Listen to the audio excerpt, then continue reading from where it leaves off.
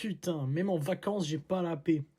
Alors, exercice 18. Bon, en vrai, il fait peur, mais ça va. Surtout, on va pas trop s'attarder sur la première partie, parce que ça finit en cosinus, et produit de cosinus, ça sert à rien de le faire. C'est L'art qui l'a dit, c'est trop long pour rien, donc ce sera pas au partiel. Mais savoir faire le début, quand même, c'est intéressant. Et la deuxième aussi, elle est intéressante. Donc c'est parti.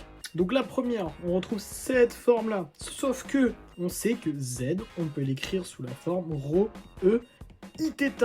On est d'accord? Donc si je le mets à la puissance K, je vais avoir un K ici, et ça va nous faire donc ρ, K, E, I, θ, K. On est d'accord jusque-là. Mais si vous connaissez votre cours, vous savez que Z conjugué, il s'écrit ρ, E, Iθ. Bah non, c'est moins Iθ. Pas compliqué, vous l'apprenez par cœur, c'est très très bien. Et en fait, ça se retrouve très facilement quand on l'écrit sous forme algébrique, puis après exponentielle. Donc dans ce cas-là, la version conjuguée de ZK, Z puissance K, ça va être ρ, K, E, moins Iθk. Donc ce que j'ai fait ici, après, donc, on retrouve bien les deux formes, et j'ai factorisé par ρ, K qui revient à chaque fois. Parce que normalement, on a ρ, K ici, ρ, K ici, mais bon, je l'ai directement factorisé. Donc pour l'instant, on retrouve juste ça. Maintenant, comment on passe de ça à ça? Parce que là, j'ai séparé mon produit en deux. J'ai fait le produit de ça et le produit de ça.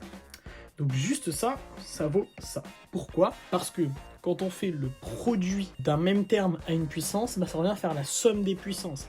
Si je fais A puissance 1 fois A puissance 1 fois A puissance 1, bah, ça revient à faire A puissance 3.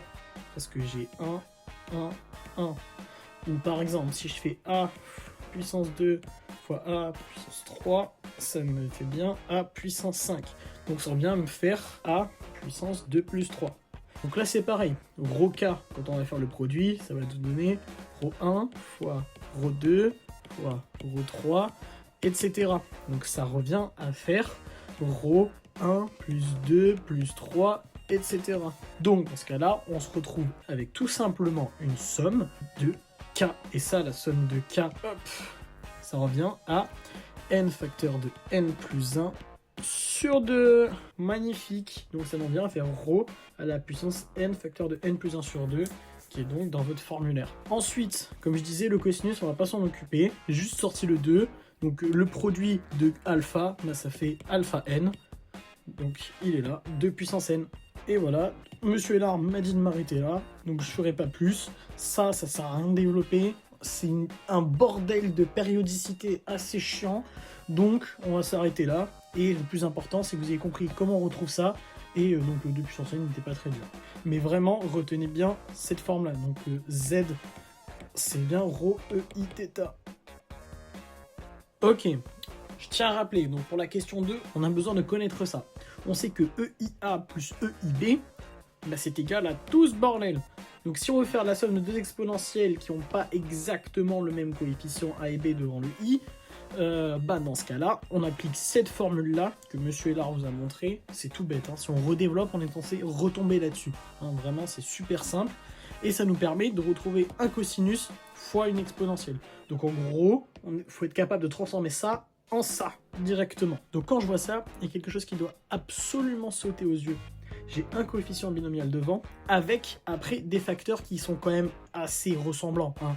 On a du donc k parmi n, avec du k, n-k. Si tu vois pas que ça va être un binôme de Newton, frérot, tu fais pas d'effort. Donc je transforme mon cosinus en forme exponentielle, et je retrouve bien exponentielle de tout ce bordel, plus exponentielle de tout ce bordel en négatif. Hein, voilà.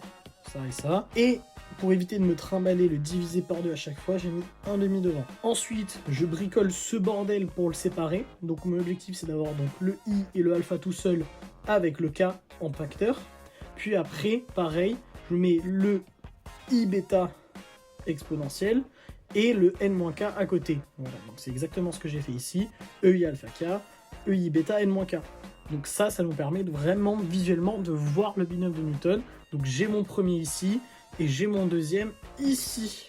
Donc j'applique mon binôme de Newton. Je me retrouve avec un demi de donc ça et ça à la forme du binôme de Newton. Ça nous fait donc juste le EI alpha plus EI bêta. Pareil ici, EI moins alpha plus EI moins bêta. Et c'est là qu'on va appliquer ce qu'on a vu tout à l'heure. Donc cette formule.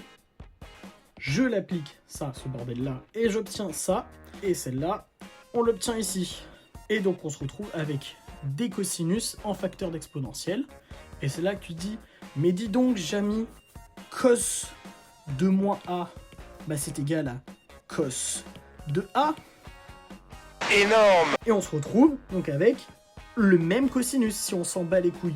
Donc on peut factoriser par cosinus. Donc je sors mon 2, je le mets en 2 puissance n. Voilà, je factorise par 2 et par cosinus. C'est pour ça qu'il y a 2 puissance n. On ne met pas le n là, le 2 là. Hein, c'est le même. Tac, le n il est là aussi. Donc je me retrouve toujours avec mon 1,5 fois 2 puissance n. Je factorise par cosinus puissance n. Et donc après avoir factorisé, je me retrouve avec donc, ces deux membres-là qui se retrouvent ici. Et là, bah, on reconnaît encore une fois le cosinus. J'ai du exponentiel i quelque chose et du exponentiel moins i la même chose. Donc je convertis ça en cosinus. Je multiplie par 2 bah, parce que j'ai pas la division par 2 ici. À cet endroit-là, je divise pas par 2. Donc je multiplie par 2. Donc je me retrouve avec 2 ici, 1,5 ici. Ça dégage. Et donc je me retrouve tout simplement avec le 2 puissance n qui se retrouve tout seul, parce que ces deux-là ont dégagé. Et donc bah, lui il reste comme il est, et lui aussi. Et on peut s'arrêter là. Bravo, vous avez réussi un exo qui paraît dur, mais qui au fond, si vous appliquez bêtement vos formules, tout ça passe. Voilà la correction globale, et les autres exercices, je vais les corriger, ça arrive. Merci de votre patience, et parce que c'est quand même en vacances, s'il vous plaît. Bonne révision.